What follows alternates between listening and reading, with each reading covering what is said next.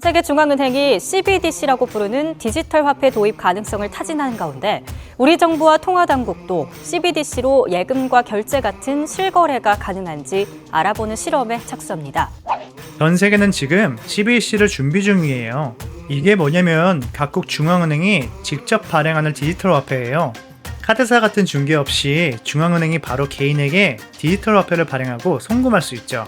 겉보기엔 편리해 보이죠? 그런데 만약 내가 쓰는 모든 돈의 흐름을 정부가 실시간으로 추적할 수 있다면 그게 과연 편리함일까요? 아니면 감시일까요? 조금 더 극단적인 상상을 해볼까요? 우린 지금도 전쟁이 끝난 게 아니라 휴전 중인 대한민국에 살고 있죠. 만약 어느 날 갑자기 한반도에서 전쟁이 일어난다면 그런 위기 상황에서 개인의 재산은 과연 어떻게 될까요? 전쟁이 벌어지면 개인의 자산을 지키는 것보다 국가의 생존과 안보가 우선시 돼요.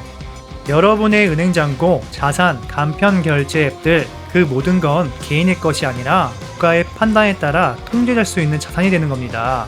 그때 우리가 실제로 쓸 수 있는 자산은 우리 몸과 집안에 있는 물건들밖에 없을 거예요. 2009년 비트코인이 등장해요. 비트코인은 중간 관리자 없이도 전 세계 누구와도 돈을 주고받을 수 있게 만들어졌어요. 돈은 국가가 발행해야 한다는 상식에 처음으로 균열이 생긴 순간이에요. 비트코인을 가장 먼저 위협으로 느낀 나라는 미국이었어요. 자신들이 통제할 수 없는 시스템이었기 때문이죠. 처음엔 억제하려 했지만 실패하고 결국 비트코인을 제도 안으로 끌어들이기로 결정합니다. 그리고 이어 등장한 게 스테이블 코인이에요. 스테이블 코인은 말 그대로 가치가 고정된 암호화폐입니다. 그리고 이 시스템은 흥미롭게도 정부가 직접 운영하진 않지만 미국 민간 기업들이 만들고 미국 정부가 뒤에서 지켜보고 밀어주는 구조입니다. 그 이유는 전 세계 암호화폐 거래의 70% 이상이 이 달러 기반 스테이블 코인으로 이루어지고 있기 때문이에요.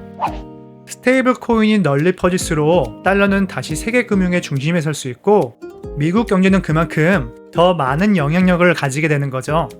그럼 우리나라는 지금 어떤 상황일까요? 한국은행이 기관용 디지털 통화를 발행하면 금융기관이 연계된 디지털 지급수단인 토큰을 발행해 사용하는 방식으로 진행됩니다.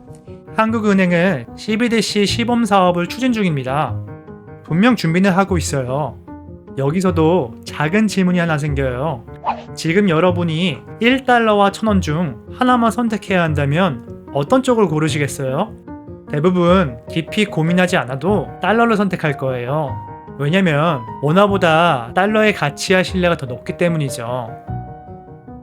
사실 한국은 역사적으로 세계 흐름을 주도해온 나라라기보단 변화에 적응해온 나라였죠. 그런데 지금은 전 세계 통화 시스템의 급변하는 흐름 속에서 우리가 그 변화에 제대로 적응하지 못하고 있는 것처럼 보여요.